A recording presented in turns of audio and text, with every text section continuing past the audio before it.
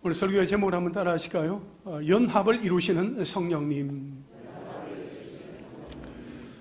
여러분, 신앙생활 하기가 어떻습니까?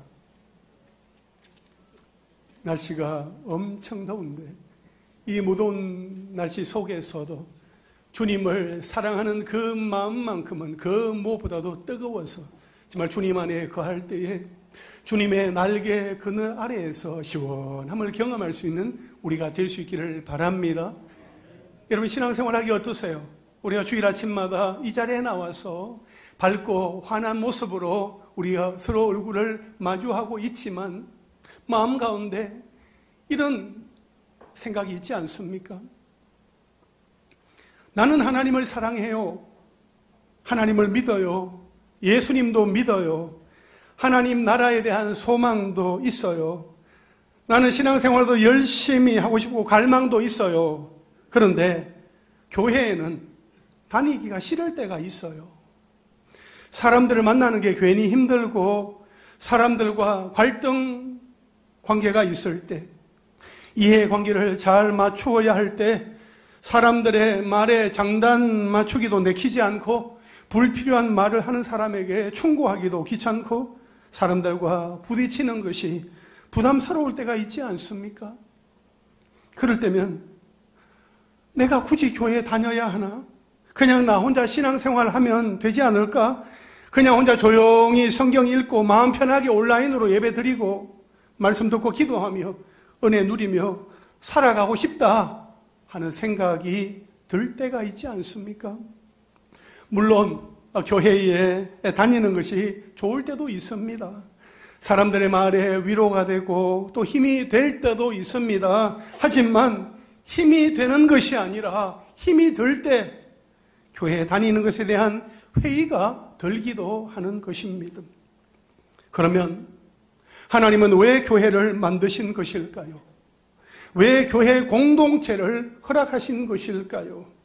왜 교회 공동체 안에서 우리로 하여금 신앙생활을 하게 하시는 것일까요? 이런 궁금증이 생길 때가 있습니다. 하나님은 왜 그렇게 하실까요? 힘든데 말입니다. 그것에 대해서 오늘 함께 생각해 보겠습니다. 웨스트민스터 소요리 문답 제30문에는 그리스도께서 값을 치르신 구속을 성령님이 우리에게 어떻게 적용하시나요? 묻고 있어요. 우리 함께 대답해 보겠습니다. 시작. 그리스도께서 값을 치르신 구속을 성령님이 우리에게 적용하시는 것은 우리 안에 믿음을 일으키시고 또 효과적인 부르심으로 우리를 그리스도와 연합시키시는 것입니다. 아멘. 예. 여기 보면 우리를 그리스도와 연합시키신다 하는 것을 보면 성령님이 하시는 일이 연합이구나 하는 것을 우리는 생각하게 됩니다. 종교개혁자 존 칼빈은 기독교 강요에서 성령 하나님은 예수 그리스도와 신자를 묶어주는 끈이라고 정의를 했습니다. 칼빈의 설명처럼 우리는 성령님을 통하여 그리스도와 연합하게 되고 그리스도와 연합된 우리가 함께 교회를 이루어 하나님이 거하실 처소로 지어져 갑니다. 그래서 교회는 하나님의 영광스러운 승리의 그림이자 하나님이 보여주시는 새로운 창조의 절정이라고 할 수 있습니다. 이처럼 성령님은 우리와 함께 하시며 그리스도의 구속을 효과적으로 적용하시며 그리스도와의 신비한 연합을 통하여 우리를 교회로 만들어 가십니다. 그렇다면 성령님을 통하여 신자인 우리들이 연합하면 어떻게 되는 것입니까? 첫째로 한번 따라 하실까요? 신자는 한 성령 안에서 아버지께 나아갑니다. 오늘 본문 에베소서 2장 18절 말씀을 함께 읽겠습니다. 시작. 이는 그로 말미암아 우리 둘이 한 성령 안에서 아버지께 나아감을 얻게 하려 하심이라. 아멘. 여러분, 이 말씀은 예수 그리스도로 말미암아 이방인이나 유대인 모두 한 성령 안에서 하나님께 나아갈 수 있게 되었음을 보여줍니다. 고대 근동지방이나 헬라 문화권에서는 프로사고게라는 임무를 맡은 사람이 있었습니다. 그는 왕을 알현하고자 하는 사람, 뵙기를 원하는 사람을 선별하여서 왕에게로 나아갈 수 있게 해주는 그 역할을 감당하는 왕의 최측근이었습니다. 이와 비슷하게 예수님도 십자가를 지심으로 이방인이나 유대인들을 온 우주의 왕이 되시는 하나님 앞에 나아갈 수 있도록 하는 역할을 친히 감당하셨습니다. 그런데 예수님은 한번 하나님 앞으로 나아가는 인도함을 받은 자에게는 언제든지 자유롭게 하나님께로 나아갈 수 있도록 인도하셨습니다. 인종과 빈부와 성별에 상관없이 누구든지 성령 안에서 거하는 자는 자기 스스로 자유롭게 하나님 아버지께로 나아갈 수 있게 되었다 하는 그 사실을 보여줍니다. 여러분, 이러한 내용은 삼위일체 하나님의 공동 사역에 의한 사람의 구원 과정을 우리에게 잘 보여줍니다. 성자 예수님의 십자가 대속 사역과 성령 하나님의 성도들 안에서의 거주하심과 인도하심, 그리고 성자와 성령의 사역을 통하여 나오는 자들을 받아들이시는 성부 하나님의 사역은 유대인들과 이방인들이 하나 되어 모두 구원에 이르는 것이 삼위 하나님의 관심과 사랑에서 비롯된 것이며 결코 실패가 있을 수 없다 하는 것을 우리에게 보여줍니다. 여러분, 하나님 아버지께 나아가게 되었다 하는 이 말씀은 우리에게 우리를 향하신 하나님의 사랑의 방식이나 사랑의 크기가 어떠한가 하는 것을 보여줍니다. 즉 하나님과 우리 사람의 화목을 위해 성부, 성자, 성령, 삼위일체 하나님이 동력하신 것입니다. 협력하신 거예요. 그러니까 하나님이 삼위 하나님의 역사로 우리의 구원과 하나님과의 화목을 이루어내신 것입니다. 이 얼마나 크고 놀라운 사랑입니까? 그런데 한편으로는 삼위 하나님이 역사하셨다 하는 이 속에는 우리 인간의 죄악성, 죄악의 심각성을 우리에게 말해줍니다. 사실 우리 인간의 죄악은 너무나 크고 무거우며 견고하고 단단해서 삼위일체 하나님의 사역이 아니고서는 도저히 깨어질 수 없는 것이었습니다. 그래서 삼위 하나님이 서로 협력하시면서 하나님과 우리 사이에 그 화목을 이루어내시기 위해서 수고하시고 희생하시는 특별한 긍휼과 자비와 사랑을 베푸신 것입니다. 우리가 그 사실을 기억할 수만 있다면 그것 또한 놀라운 은혜요 축복일 것입니다. 아울러 18절 하반절에서 아버지께 나아감을 얻게 하려 하심이라 이렇게 말씀을 하고 있어요. 이 말씀은 예수 그리스도와 성령 하나님의 사역의 궁극적인 목적으로 참 놀라운 말씀입니다. 하나님 아버지께 나아가게 되었다.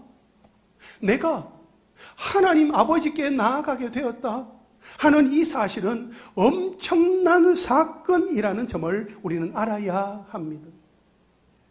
여러분, 구약시대에 하나님을 본다, 하나님을 만난다 하는 것은 곧 죽음을 의미했습니다. 여러분, 모세를 한번 생각해 보세요. 그가 얼마나 위대한 하나님의 종이었습니까? 하지만 출애굽기 3장 6절에 보면 그는 하나님 뵙기를 두려워하여 얼굴을 가렸다고 했습니다. 또 하나님도 친히 모세에게 출애굽기 33장 20절에서 네가 내 얼굴을 보지 못하리니 나를 보고 살 자가 없음이니라 말씀을 하셨습니다. 이렇게 하나님을 대면하여 두려움과 무서움에 떨었던 것은 비단 모세뿐만이 아니었습니다. 이사야 선지자는 이사야 6장 5절에서 그가 성전에서 하나님을 대면했을 때에 그때에 내가 말하되 화로다 나여 망하게 되었도다. 나는 입술이 부정한 백성 중에 거주하면서 만군의 여호와이신 왕을 배웠음이로다 하면서 그는 자신이 죽게 되었음을 한탄했습니다. 이처럼 구약시대에 하나님을 본다, 하나님을 만난다 하는 것은 참으로 두렵고 떨리며 무서운 일이었습니다. 여러분, 오늘 본문은 이런 배경, 이와 같은 배경에서 하는 말씀입니다. 다시 말해, 그렇게 하나님의 얼굴을 뵙기만 해도 죽을 수밖에 없는 존재인 우리가 자유롭게 그분 앞에 나아갈 수 있는 특권을 얻었다라는 말씀입니다. 이것을 히브리서 4장 16절에서는 이렇게 말씀을 합니다. 그러므로 우리는 긍휼하심을 받고 때를 따라 돕는 은혜를 얻기 위하여 은혜의 보좌 앞에 담대히 나아갈 것이니라. 아멘. 여러분, 우리가 거룩하신 보좌 앞에 나아갈 때에 긍휼하심을 받는다 하는 것입니다. 모세나 이사야와 같은 위대한 선지자도 긍휼을 받을 수 있는 위치에 있지 못했습니다. 그래서 그들은 하나님을 대면했을 때에 한결같이 죽음을 떠올리면서 두려워했던 것이지요. 그런데 우리는 마음껏 자유롭게 두려움 없이 하나님 앞에 나아갈 수 있게 되었습니다. 얼마나 감사합니까? 여러분은 지금까지 살아오면서 어떤 죄를 지었습니까? 혹시 지난 한 주간 어떤 실수를 했습니까? 혹시 어떤 말 못할 잘못이 있습니까? 하지만 그 어떤 죄악이든 하나님의 긍휼을 받는다 하는 그 사실을 기억하시기 바랍니다. 하나님의 보좌 앞에서는 긍휼과 자비를 입지 못할 죄악이 없습니다. 뿐만 아니라 때를 따라 돕는 은혜를 얻는다고 했습니다. 이것이야말로 우리가 성도의 특권으로서 하나님의 보좌 앞으로 나아갈 수 있는 진면목입니다. 우리는 하나님의 긍휼하심을 받을 뿐만 아니라 때를 따라 돕는 은혜까지 얻은 사람들입니다. 여러분, 혹시 하나님 앞에서 범죄한 것이 있습니까? 죄로 인하여 두렵고 떨리십니까? 죄로 인하여 염려하지 마십시오. 걱정하지 마십시오. 회개하며 하나님의 긍휼을 구하시기를 바랍니다. 우리 가운데 죄 없는 사람 누가 있어요? 죄 짓지 않고 살아가는 사람 누가 있어요? 다 죄가 있어요. 그 죄가 있을 때 어찌해야 합니까? 우리 마음 가운데 죄가 있어서 말씀을 들을 때에 마음 가운데 찔림이 있어요. 그럴 때 어떻게 해야 돼요? 베드로가 말했잖아요. 너희가 회개하고 각각 예수 그리스도의 이름으로 세례를 받고 죄 사함을 받아라. 그리하면 성령의 선물을 받으리니라고 했어요. 죄 가운데 있을 때 그냥 있으면 안 돼요. 죄 가지고 하나님께로 나아가면 죽어요. 하나님이 우리에게 원하시는 것은 회개입니다. 돌이키는 것입니다. 죄를 끊어내는 것입니다. 하나님께서 기뻐하시지 않는 그 죄를 회개하고 예수 그리스도의 이름으로 세례를 받고 죄 사함을 받으며 성령의 선물을 받는 것을 하나님께서 기뻐하고 계시는 거예요. 여러분, 여러분 각자의 집에 가면 쓰레기통이 있어요. 그 쓰레기통에 쓰레기를 주워 담습니다. 그 쓰레기를 주워 담으면서 1년 365일 동안 계속 그게 쓰레기 담으면서 그 쓰레기통을 이렇게 끌어안고 이렇게 살아가는 사람이 있어요? 없습니다. 그 쓰레기통에 쓰레기가 있으면 자주 쓰레기를 비워야 됩니다. 그래야 냄새가 나지 않으니까요. 그 쓰레기를 그대로 두면 악취가 진동을 합니다. 우리의 심령 가운데 죄가 있어요. 죄가 쌓이고 있어요. 죄가 넘쳐나고 있어요. 어떻게 해야 돼요? 그 죄를 비워야 되는 거예요. 회개하면서 털어내야 되는 거예요. 죄가 우리 속에 계속해서 남아있으면 죄의 악취가 진동을 하는 거예요. 그것을 비워낼 때에, 회개하며 하나님 앞에 나아갈 때에, 예수 그리스도 이름으로 세례를 받고 죄 사함을 받을 때에 성령의 선물을 받게 될 줄로 믿습니다. 그러한 은혜가 우리에게 있기를 원합니다. 여러분, 하나님의 긍휼하심과 때를 따라 돕는 은혜를 구하며 하나님의 보좌 앞에 담대하게 나아가시기를 바랍니다. 그 자리는 우리에게 주어진 은혜의 처소요, 축복의 처소다 하는 것입니다. 우리 좌우에 계신 분들과 한번 인사하실까요? 눈을 뜨시고 한번 인사하시죠. 담대하게 하나님께 나아갑시다. 담대하게 하나님께 나아가는 그 은혜가 우리 모두에게 있기를 간절히 바랍니다. 두 번째로 한번 따라 하실까요? 신자는 동일한 시민이요 하나님의 권속입니다. 여러분, 사실 구원받기 이전에 이방인들은 아무런 소망도 없는 상태였습니다.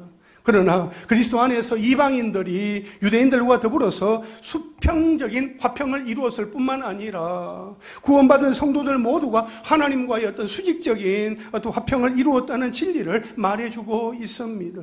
그러면서 이방인들의 신분에 대하여 19절에서 이렇게 말씀을 하고 있어요. 우리 함께 읽겠습니다. 시작. 그러므로 이제부터 너희는 외인도 아니요 나그네도 아니요 오직 성도들과 동일한 시민이요 하나님의 권속이라. 아멘. 여기 보니까 너희는 외인도 나그네도 아니요 했습니다. 너희는 더 이상 외국인이 아니다라는 의미입니다. 그리스도를 통하여서 이방인이나 유대인이나 모두 하나님께 나아가는 특권을 받았다 하는 것입니다. 또한 오직 성도들과 동일한 시민이요 하나님의 권속이라 했습니다. 이방인들이 그리스도인이 된 이후에 신분의 변화가 생겼습니다. 이방인들이 그리스도를 통해서 유대인들과 동일하게 하나님 나라의 시민이 되었다 하는 것입니다. 이방인들이 비록 외국인이지만 한 성령 안에서 성도와 동일한 시민으로 대우를 받게 되었다 하는 것입니다. 여기에 보면 하나님의 권속이라고 했는데, 여러분, 권속이란 가족, 식구라는 뜻입니다. 이 하나님의 권속이라는 표현은 유대인들이 자주 사용하던 말입니다. 과거에 자신들은 하나님으로부터 택함받은 아브라함의 혈통을 이어받은 후손들임을 자랑하면서 그렇지 못한 이방인들에 대하여서 무시하고 배척하며 집단 우월의식에 빠져 있었습니다.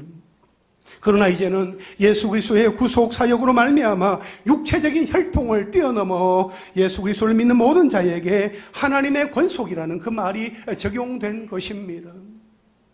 그리고 하나님의 가족은 하나님을 가장으로 모시는 공통점을 지닌다는 점에서 하나님의 권속이라는 이 말이 이제는 이방인과 유대인 사이에 구별이 없음을 보여주는 것입니다.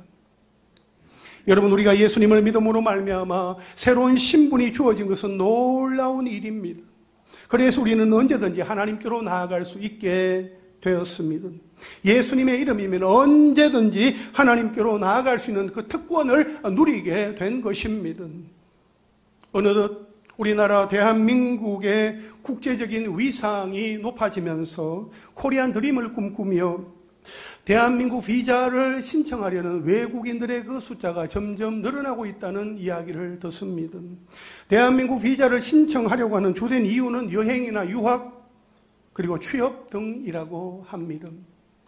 특히 K-팝이나 K-드라마 등 한류의 영향으로 관광 비자 신청이 늘고 있으며 교육이나 경제적인 기회를 찾는 유학생들과 구직자들도 지속적으로 증가하고 있다 하는 소식입니다.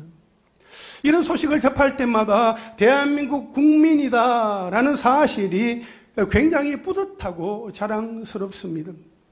그런데 우리가 이 대한민국이라는 이 나라와는 비교도 할 수 없는 비교 불가인, 대체 불가인 하나님의 나라, 하나님의 시민권을 가진 하나님의 권속이 되었다는 이 사실을 우리는 얼마나 기뻐하고 감사하며 감격스러워하고 있습니까?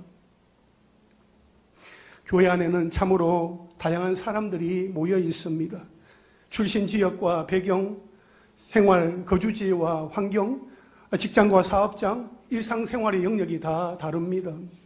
우리 교회에 출석하는 성도들의 출석 연수가 다 다르고 우리 모두 각각 다른 환경 속에서 살아가고 있습니다. 그러나 우리에게 있어서 공통 분모는 하나님 나라의 동일한 시민이요 하나님의 권속이라는 것입니다. 아멘이십니까?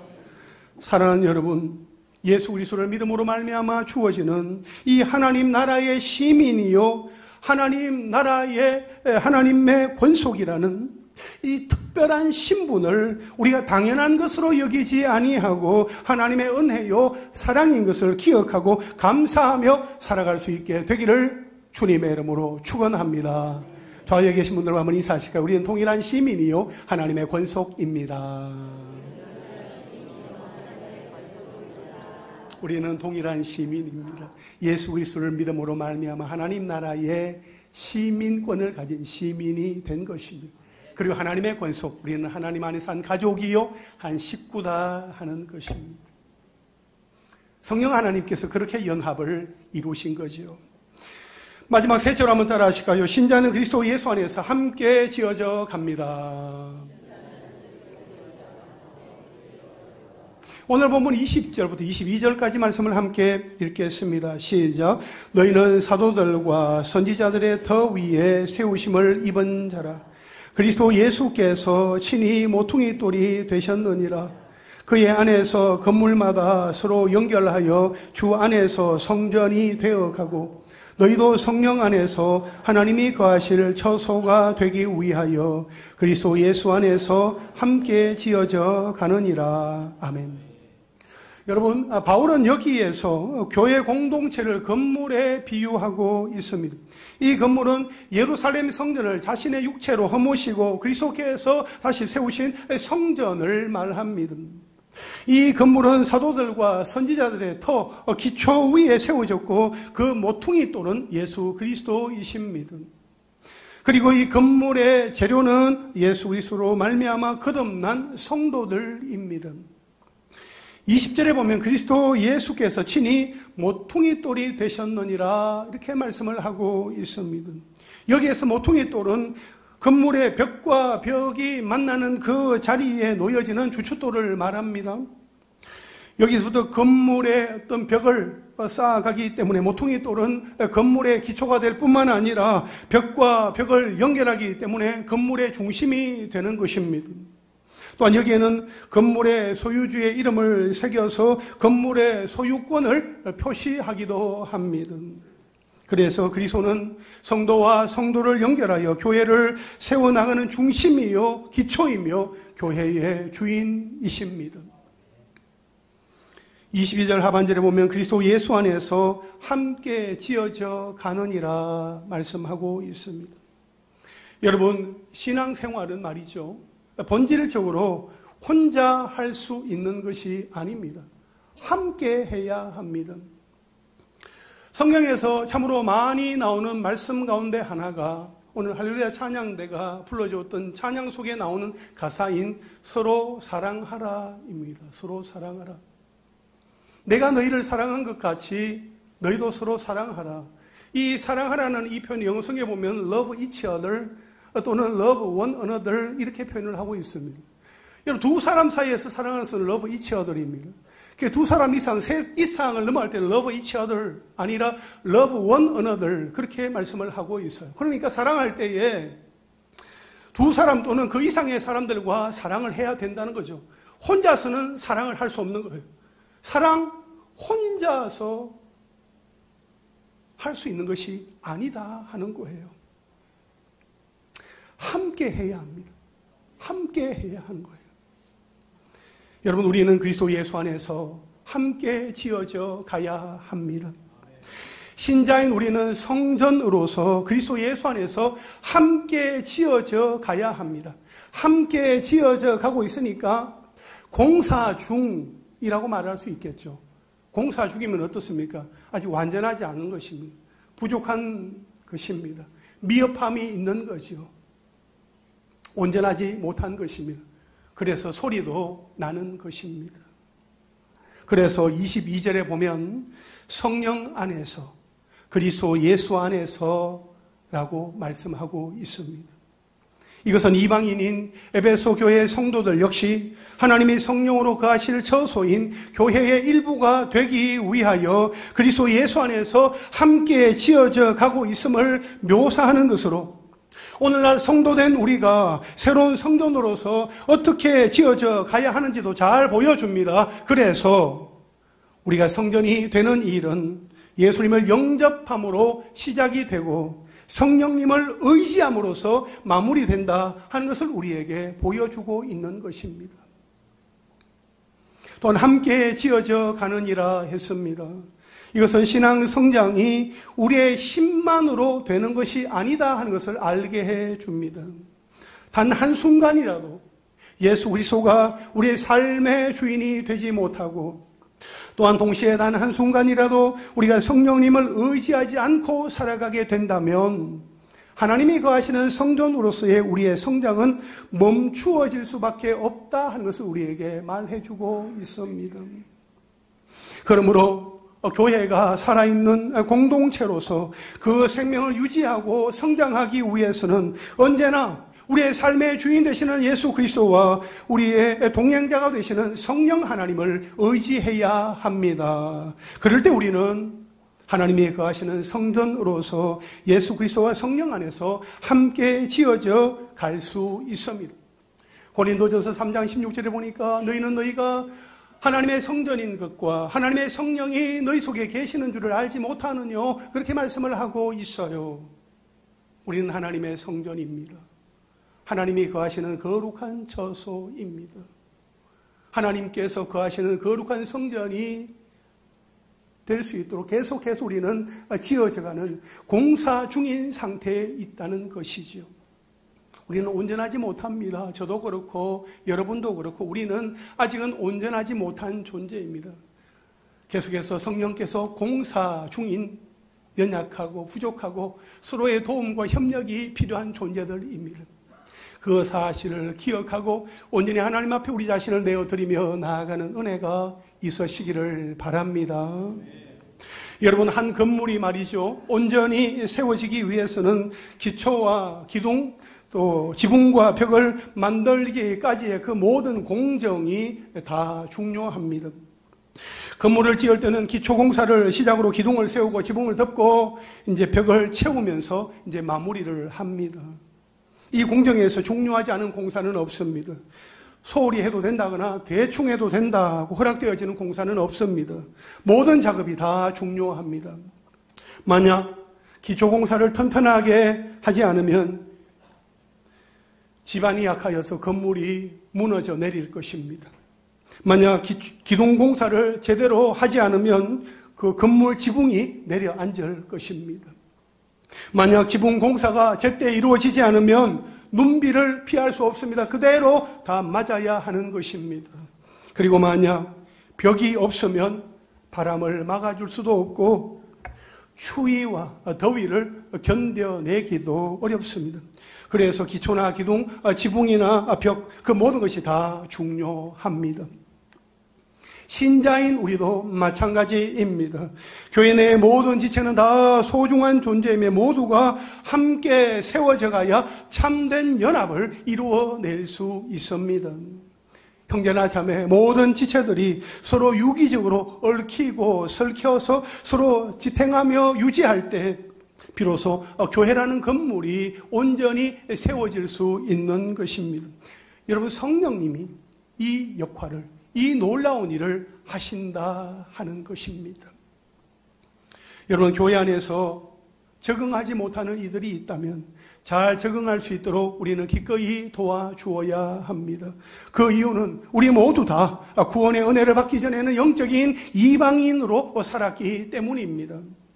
그랬던 우리가 하나님의 은혜로 그리스도와 연합하는 한 형제 자매가 되었으니 이제 우리도 다른 사람들에게 그 연합의 은혜를 베풀고 나누어야 하는 것입니다. 그것이 우리의 역할이요, 사명이요, 몫이요, 임무입니다. 오늘 오후 예배 시간에 새가족 수료식이 있습니다.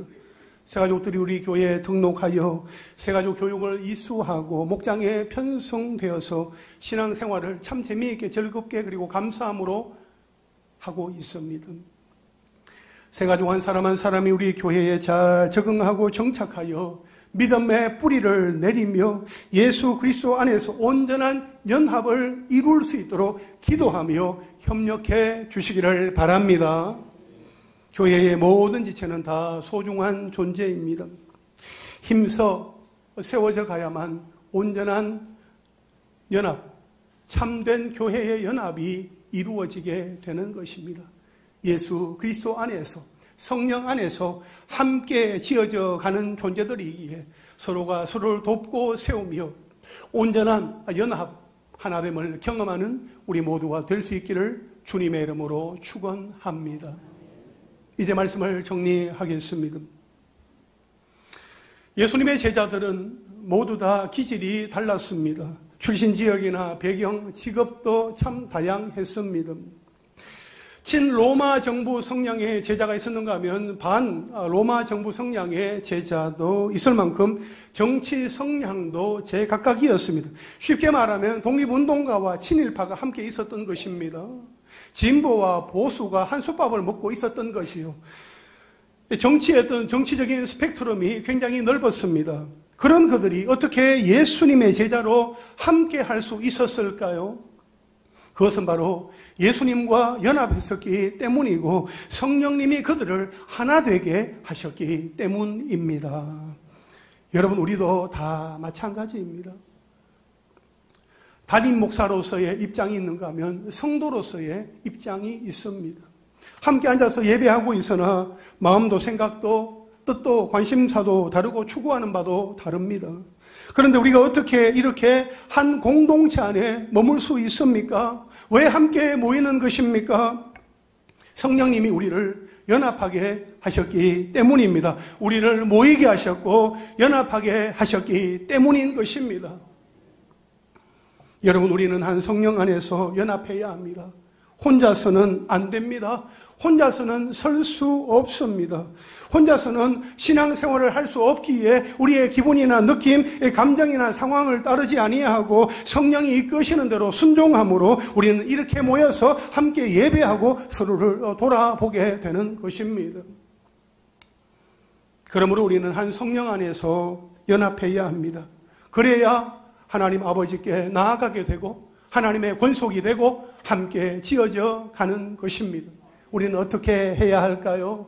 에베소서 4장 3절 말씀 우리 함께 읽겠습니다. 시작. 평안에 매는 줄로 성령이 하나 되게 하신 것을 힘써 지키라. 아멘.